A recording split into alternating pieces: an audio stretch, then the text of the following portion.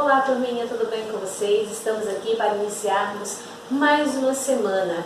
Eu espero que vocês estejam todos bem, em casa, com os familiares. Hoje, nossa primeira aula, hoje de segunda-feira, Hoje, a tia nem colocou ainda a data, mas hoje é dia 22/6/2020.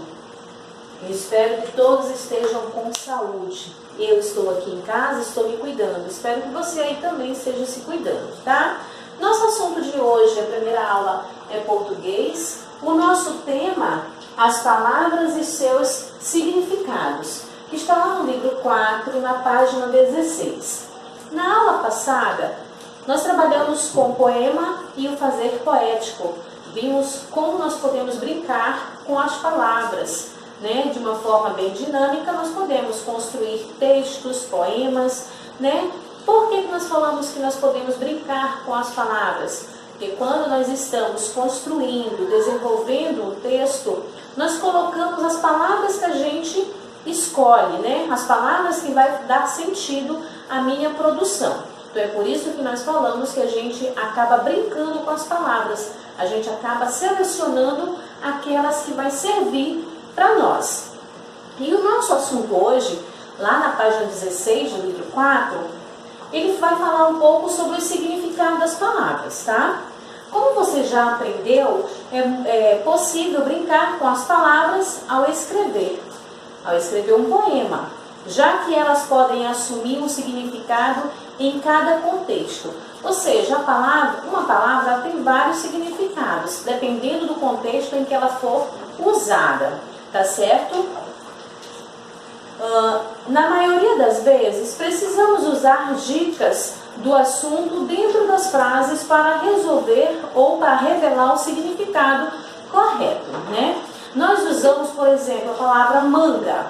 Nós vamos usar a palavra manga de roupa, quando se refere de uma blusa, se eu for me referir a algum tipo de blusa. Mas se eu for me referir a algum tipo de fruta, eu vou ter que usar manga dentro do contexto como uma fruta e não como uma roupa. Então as palavras, elas têm vários significados, tá? Dependendo do contexto onde ela for usada. Tá bom?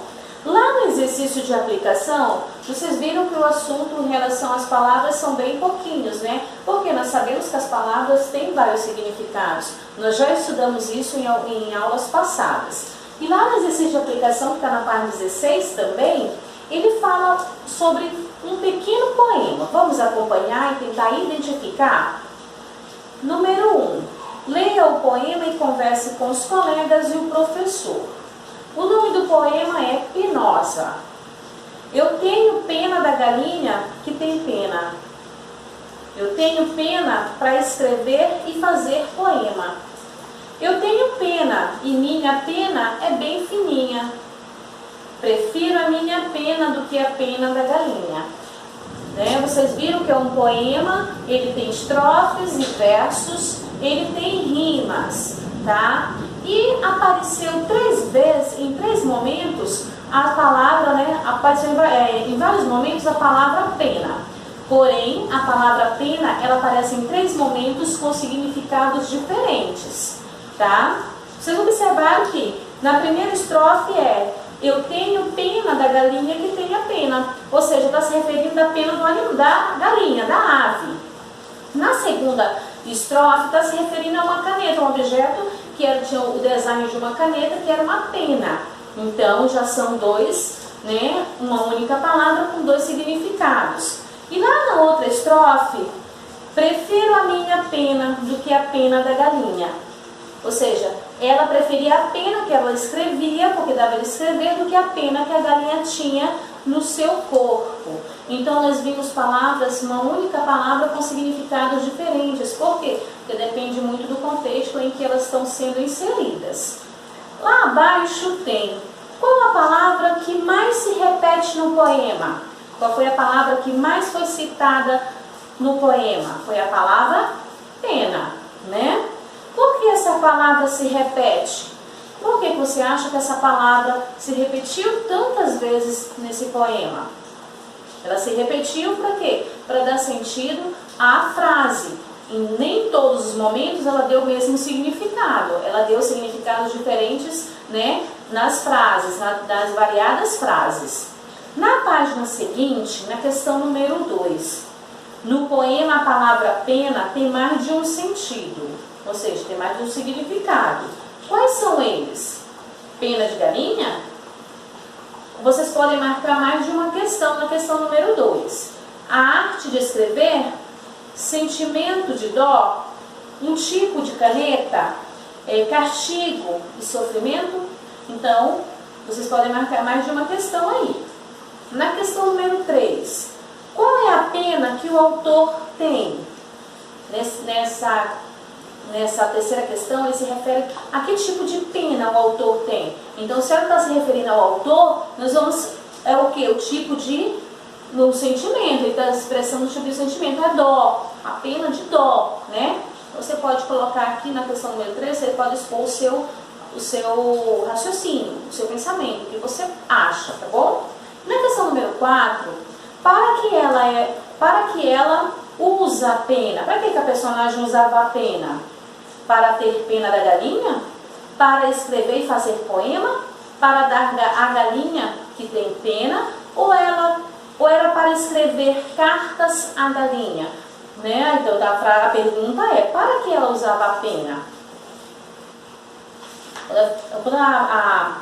Em referente à pergunta, está se referindo à personagem do poema, tá bom? Para que ela usava aquela pena que foi citada lá em uma das estrofes? Na questão número 5, leia a tirinha com atenção, analisando todos os elementos que a compõem. Vamos lá. Na tirinha tem duas falas, são duas personagens. Beatriz, quero te apresentar um grande amigo. Ele ajuda muitas pessoas, pois tem um coração enorme. Nossa, Melissa, ele deve ser muito grande mesmo, pois cabe um coração enorme dentro dele. Ou seja, Melissa, quando falou ela estava falando de um garoto que tinha um coração bondoso, então tinha um coração enorme, de tão bom que ele era. A outra já interpretou de outra forma a palavra coração. Quando ela falou que o rapaz tinha um coração enorme, de tão bondoso, ela pensou que fosse um coração gigante, um coração muito grande, né? Aí lá na questão letra A tem a palavra enorme, caracteriza algo grande, imenso. Considerando isso, responda ao que se pede. Em qual das duas falas a palavra enorme corresponde ao sentido literal? Próxima. Na tirinha